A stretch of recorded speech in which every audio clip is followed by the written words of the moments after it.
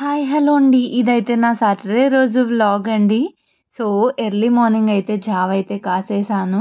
కాసేసి రెడీగా పెట్టి తాగేసామనమాట. ఆ తర్వాతయితే నేను నా ప్లేట్‌నయితే ఇలా పపాయ అండ్ యెల్లో అండ్ ఇంకా మీకు గ్రీన్ అయితే కనిపిస్తుంది కదా!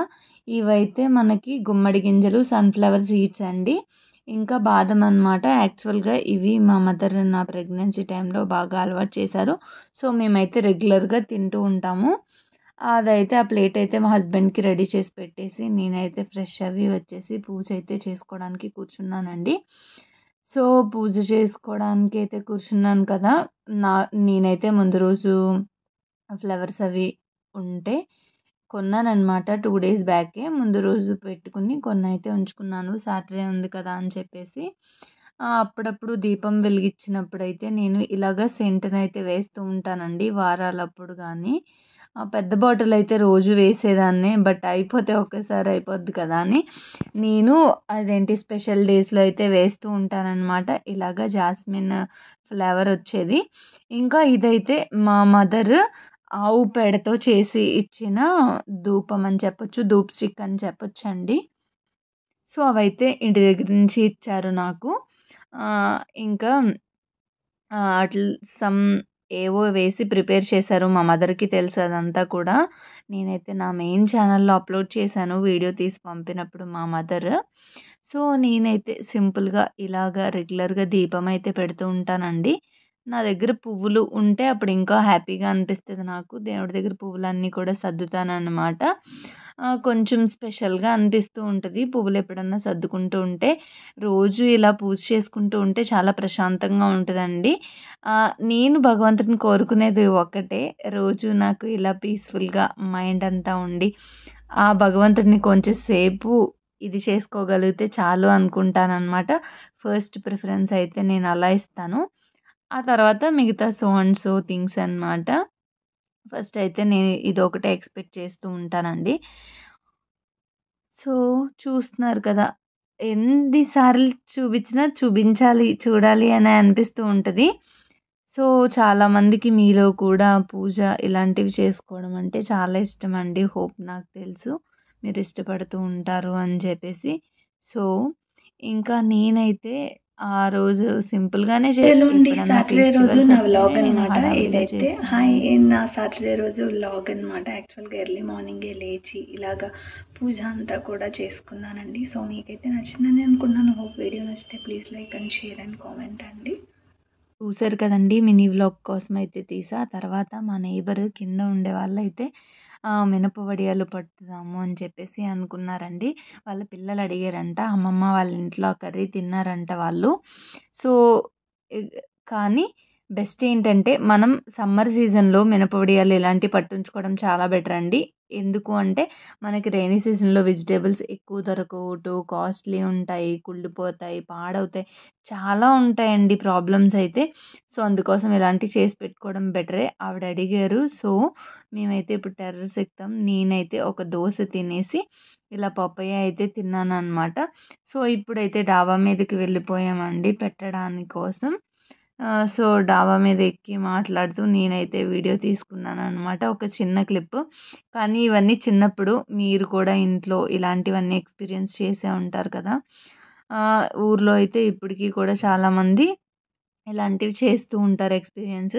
ఇలాగా ఒడియాలు సాయం పట్టడం పక్కింటి వాళ్ళకి, ఎదురింటి వాళ్ళకి అని చెప్పేసి బావుంటదండి అలాగా.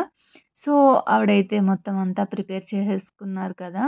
ఇప్పుడైతే ఒడియాలు పట్టాం. బట్ ఆ ఒక్క రోజేనండి మాకు ఎండ వచ్చింది లక్కీగా. ఆ రోజు మార్నింగ్ కూడా ఎండ లేదు అసలు. ముందు రోజు పెట్టుకోవాలి. కాకపోతే నాకు కొంచెం నీరసంగా ఉందని చెప్పేసి ఆవిడ వేయలేదు. బట్ ఆ రోజు ఎండ ఫుల్లుగా ఉంది.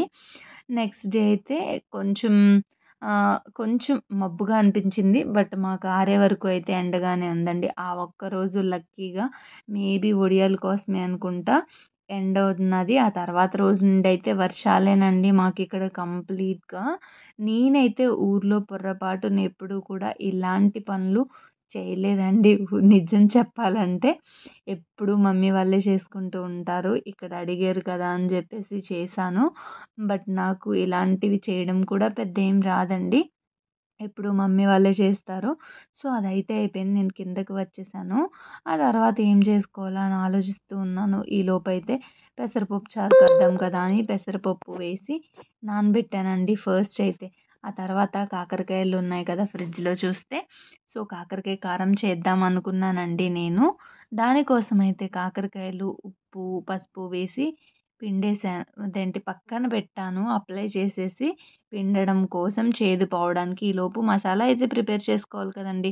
ఇలా ధనియాలు, జీలకర్ర, కొద్దిగా మెంతులు వేసి వేపేసి, వేరుశనగుళ్ళు కూడా వేపేసి, ఆ తర్వాత ఇలాగ ఒక ఆనియన్ ఫుల్ సైజ్ అయితే తీసుకున్నానండి.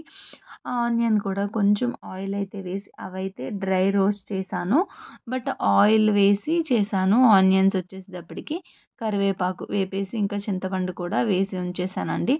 ఈలోపు పెసరపప్పు అయితే నేను స్టవ్ మీద పెట్టేసాననమాట. ఇంకా విజిల్స్ వేయిద్దాం కదా అని. ఇదైతే కూడా చల్లారిపోయిందండి ఒక పక్కన. ఇంకా మనకి బ్యాలెన్స్ ఉన్నదేంటంటే కాకరకాయలో స్టఫ్ పెడదామా అంటే మిక్స్ చేసి ఈలోపు రాగా ఉంటే బాగోదని నేనైతే కొద్దిగా బాయిల్ చేసేసానండి. మనం బాయిల్ చేసుకుంటే ఏమవుద్దంటే ఆహ్, దానిలో ఉన్న చేదు తగ్గుతుంది. కొంచెం ఓవర్ హీట్ చేస్తదంటారు కదా! ఆ ఓవర్ హీట్ కూడా తగ్గుతదండి. మనకి కాకరకాయలు అలా చేసుకున్నట్టయితే. సో, అందుకోసమని ఇంకా కాకరకాయనైతే నేను బాయిల్ చేసేసా. ఇంకోటి స్కిప్ అయింది ఏంటంటే కట్ చేసి లోపలనైతే తీసేసానండి. లోపల గింజలుంటాయి కదా! అవన్నీ తీసేసాను. సో, నేనేదో పైపైన చెప్పేస్తున్నాను అంతే. కంప్లీట్ రెసిపీ ఏం షేర్ చేయట్లేదండి. సో, ఇంకా ఈ పేస్ట్‌నంతటిని ఈ పౌడర్ అయితే చేసేసుకున్నాను. వేరుశనగులు, ధనియాలు, జీలకర్ర పౌడర్.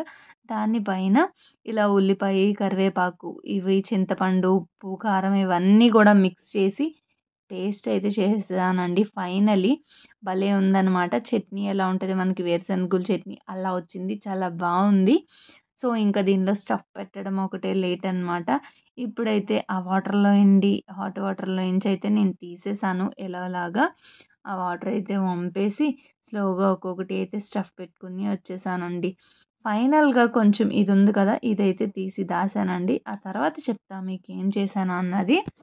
ఆ పేస్ట్‌నైతే సో, ఇక్కడైతే పాన్ పెట్టానండి. ఆయిల్ వేసా. హీట్ ఎక్కిన తర్వాత ఒక్కొక్క కాకరకాయ వేసుకుంటూ వచ్చాననమాట. స్లోగా అన్ని కాకరకాయలు అయితే ఆ ఆయిల్‌లో వేసేసాను నేను. సో, చూస్తుంటే మీకు కూడా నోరూరుతుంది. తినాలి అనిపిస్తుంది కదా! డెఫినెట్‌గా అయితే మీరు కూడా ఈసారి కాకరకాయ కారం చేసేసుకోండి ఇంట్లో లేట్ చేయకుండా. సో, పెసరపప్పు అయితే అయిపోయిందండి ఒక పక్క. పెసరపప్పు చారులు ఇప్పుడైతే మొత్తం ప్రిపరేషన్ అంతా చేస్తున్నాననమాట. ఏం ప్రిపరేషన్ చేస్తున్నానంటే పెసరపప్పు చారుకి కావాల్సిన వాటర్, ఉప్పు, కారం అన్నీ వేసి దాన్ని రెడీ చేసేస్తున్నానండి పక్కన. ఇక్కడైతే నేను ముందు రోజు నైట్ వేసి పెట్టుకున్నాననమాట పప్పు. దోసల కోసం పప్పు వేశాను, మినపప్పు, ఇంకా బియ్యము, కొద్దిగా మెంతులు వేశాను దోసల కోసం అనమాట.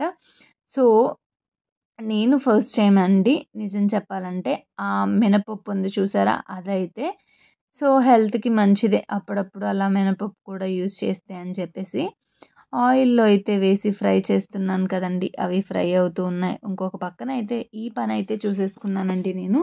ముందు రోజు నైట్ వేయడం మీదట మార్నింగే చేసేసుకుంటున్నాననమాట. ఈ పనైతే అలా అవుతదని నేను కూడా ముందు రోజు నైట్ వేసి పెట్టుకున్నాను. పెసర చారైతే అయిపోయిందండి ఫైనల్‌గా. ఇప్పుడైతే దీనిలోకి తాలింపునైతే ప్రిపేర్ చేసేసాను. తాలింపయితే దీనిలో వేయడమే లేట్ అనమాట. సో, తాలింపు కూడా అయిపోయింది కదా! ఇప్పుడైతే పెసర చారులో తాలింపు కూడా వేసేసానండి. రెగ్యులర్‌గా పప్పే తింటూ ఉంటానా అంటే ఆప్షన్స్ అదే బెటర్ అనిపిస్తదండి నాకు సింపుల్‌గా. చేసుకోవడానికి కాదు. మనకి ఈజీ టు డైజెస్ట్ ఉంటది. హెల్త్‌కి అంత పెద్ద ఇదేం అవ్వదు అని చెప్పేసి. లేదంటే ఆయిల్ ఎక్కువ యూజ్ చేయాలండి. డీప్ రోస్ట్స్ చెయ్యాలి. నేను ఇప్పటి వరకు ఏదన్నా ఫ్రై లాంటివి చూపించాను కొంచెం ఆయిల్ ఎక్కువేసి చేసి అంటే కాకరకాయ కారమే అని నేను అనుకుంటున్నాను. సో, దోసల బ్యాటర్ కూడా అయితే ఆడేస్తున్నానండి. ఒక పక్కన నేను మిక్సీలో అయితే ఒక ట్రిప్ ఆడేసానా, ఇంకొక సెకండ్ టైమ్ అనమాట ఇది నేను వేసేది. సో, అది కూడా వేసేసానండి కంప్లీట్‌గా నేనైతే. కొద్ది రోజుల నుంచయితే ఎందుకో ఫుల్ డే వ్లాగ్‌ని తీయడానికి కొంచెం నెగ్లెక్ట్ చేస్తున్నాను. నాకు కొద్దిగా బద్ధకం తగ్గి ఆ వ్లాగ్స్ అన్నీ తీయాలని మనస్ఫూర్తిగా కోరుకుంటున్నాను. సో మీరు కూడా కోరుకోండి. ఇదైతే బెల్లం పాకం అండి. నేనైతే ఆ రోజు పా బెల్లం తాలికలు చేశాననమాట. ఫస్ట్ టైమ్ వచ్చాయి. పాలు వేసి చేశానండి. పాల తాలికలు, బెల్లం తాలికలే, పాల తాలికలే, బట్ బెల్లం వేసి చేశాను. బెల్లం తాలికలైతే కాదండి. పాల తాలికలే అనమాట. సో బెల్లంతో చేశాను. ఇంట్లో అయితే ఎప్పుడు పంచదారతో చేసుకుంటూ ఉంటాము. మమ్మీకి, మాకైతే పంచదారతో ఇష్టం. ఇక్కడ మా వారు బెల్లం ఎక్కువ ఇష్టపడతారు. సో ఇదైతే ఈవినింగ్ అండి. అది మిస్ అయ్యానండి తీయడం నేనైతే పాల తాలికలు. సో మార్నింగ్ ప్రిపేర్ చేసుకున్నది ఉంది కదండీ కాకరకాయ కారంలోకి స్టఫ్, ఆ స్టఫ్ అనమాట ఇదైతే. ఇప్పుడు ఆనియన్స్ కట్ చేసి పెట్టానా నేను, ఇంకా చీజ్ కూడా ఉందండి నా దగ్గర అయితే. సో ఫైనల్లీ దోసలు అయితే వేద్దాం కదా అని దోసల మీదైతే ఇలాగ మొత్తం ఇదేంటి మార్నింగ్ ప్రిపేర్ చేసి పెట్టిన కారాన్ని అప్లై చేస్తానండి. చాలా అంటే చాలా బాగుంది, టేస్ట్గా ఉందన్నమాట. నిజం చెప్తున్నానండి, ఊరికేం కాదు. ఇంకా ఆనియన్స్ అది చల్లేనా దీని మీద. ఇంకా ఇంకోటి ఏంటంటే ఇక్కడ చీజ్ కూడా ఉంది కదా నా దగ్గర. సో చీజ్ని కూడా అయితే ఈ దోసల మీద వేసేసానండి. చీజ్ దేంతో ఇలా వేసాను, నా దగ్గర స్లైస్ కదా ఉందంటే తురిమేది ఉంటుంది కదా, ఆ తురిమే దాంతో చీజ్ని జస్ట్ తురిమేసాను. నేనే ఒక చేత్తో తీయడం మీదట తురిమేది స్కిప్ అవుతుందండి, మీకు డెఫినెట్గా స్కిప్ అయింది అది. సో దోసనైతే తిప్పి కాల్చలేం, ఎందుకంటే ఆ బ్యాక్ సైడ్ అంతా అంటుకుపోతుంది చీజ్ కాబట్టి. సో నేనేం చేశానంటే ఇలా మడతలు వేసేసి ఆ ప్యాన్ మీద ఉంచేసి కాల్చాను అనమాట. అప్పుడు బ్యాక్ సైడ్ కాలేదన్న ఫీల్ మనకు ఉండదు. జస్ట్ బయట వాళ్ళైతే హోటల్స్లో అయితే డెఫినెట్గా ఇలా బ్యాక్ సైడ్ వేసి అసలు వాళ్ళకి కాల్చనండి. నా చిన్నప్పటి నుండి చూస్తున్నా నేను. సో ఫోల్డింగ్ అయితే ఇలా చేసి నేను జస్ట్ ఒక రౌండ్ వేసి కాల్చేసా. అంతే అండి. ఇంకా ఏవేవో చాలా మాట్లాడాలండి మీతో. బట్ ఇక్కడితో అయితే నా వ్లాగ్ని ఎండ్ చేసేసి